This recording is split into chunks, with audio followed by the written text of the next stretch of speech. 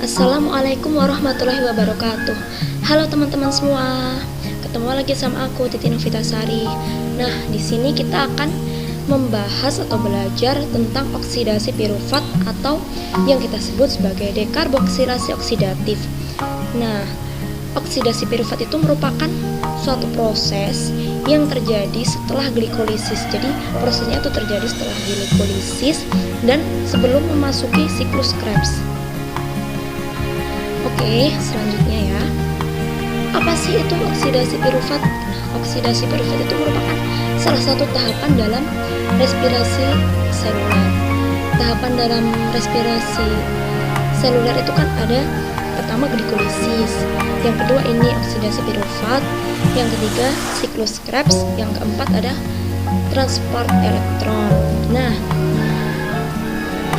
reaksi oksidasi pirufat itu terjadi secara anaerob. Jadi reaksinya itu tidak memerlukan oksigen, tidak memerlukan ya. Nah, terjadinya di mana?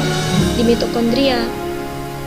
Nah, perlu diketahui ya bahwa oksidasi pirufat itu menghubungkan antara glikolisis dan juga siklus Krebs.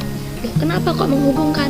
Nah, karena kan tadi glikolisis itu menghasilkan asam pirufat. Nah, untuk memasuki siklus Krebs itu harus dalam bentuk asetil-CoA. Nah, untuk mengubah asam pirufat menjadi asetil-CoA, maka terjadilah oksidasi pirufat ini. Oke, selanjutnya kita masuk ke prosesnya, yaitu proses oksidasi pirufat. Nah, glikolisis kan terjadi di sitoplasma. Dari sitoplasma, asam pirufat yang sudah dihasilkan tadi itu memasuki mitokondria. Hasil dari glikolisis kan 2 asam pirufat. Nah, 2 asam pirufat itu memasuki mitokondria. Nah, di mitokondria ini ada pintu. Nah, pintu ini tuh namanya protein transport. Tadi kan ada 2 asam pirufat. Nah, otomatis untuk memasuki ini tuh membutuhkan karcis ya. Nah, karcisnya tuh dibayar dengan apa? Dibayarnya tuh dengan ATP. Jadi yang masuk 2 asam pirufat jadi juga harus mengeluarkan 2 ATP. Selanjutnya asam pirufat yang udah masuk ini itu melepaskan gugus CO2-nya. Gugus CO2 dari asam pirufat dilepaskan. Selanjutnya kan selain melepas gugus CO2 juga ada elektron-elektron yang lepas.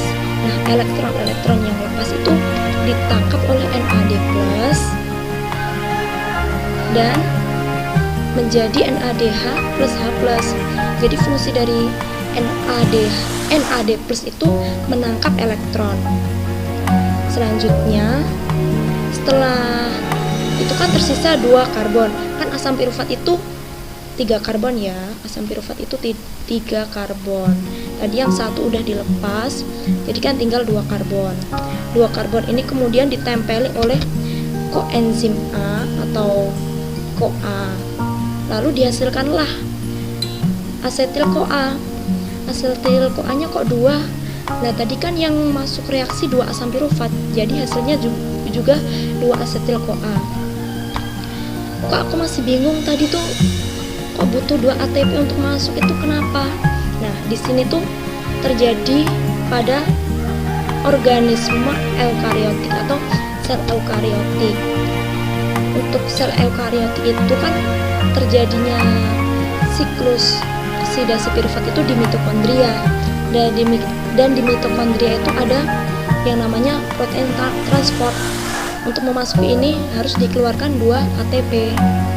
Nah, kalau untuk organisme prokariotik itu tidak memerlukan ATP untuk memasukinya, karena kan organisme prokariotik itu terjadinya nggak di mitokondria tapi di mesosom.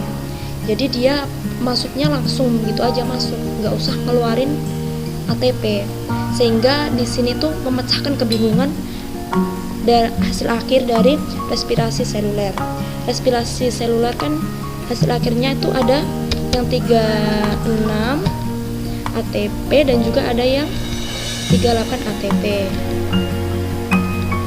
Nah, yang 36 tadi itu pada ini sel yang eukariotik, karena untuk masuk tadi perlu 2 ATP, sedangkan yang hasilnya itu 38 itu pada organisme prokariotik, karena untuk masuk mitokondria tidak memerlukan ATP.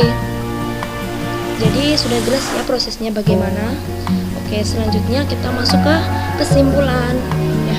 Jadi tadi kan bahannya asam pirofat, terus produk yang dihasilkan yang utama itu ini asetil-CoA, terus tadi ada dilepaskan NADH tadi ya, yang dari melepaskan elektron terus ditangkap NAD plus, jadinya NADH plus H plus ini. Terus tadi juga dilepaskan CO2. Nah ini jumlahnya itu berapa? Tadi kan asam pirfatnya ada 2, jadi nanti hasil akhirnya atau produknya juga 2 asetil-CoA, 2 NADH, 2 CO2, dan juga 2 H plus. Begitu teman-teman kira-kira pembahasannya. Baik, terima kasih untuk waktu yang telah teman-teman berikan untuk menonton video ini, semoga bermanfaat ya. Terima kasih. Wassalamualaikum warahmatullahi wabarakatuh.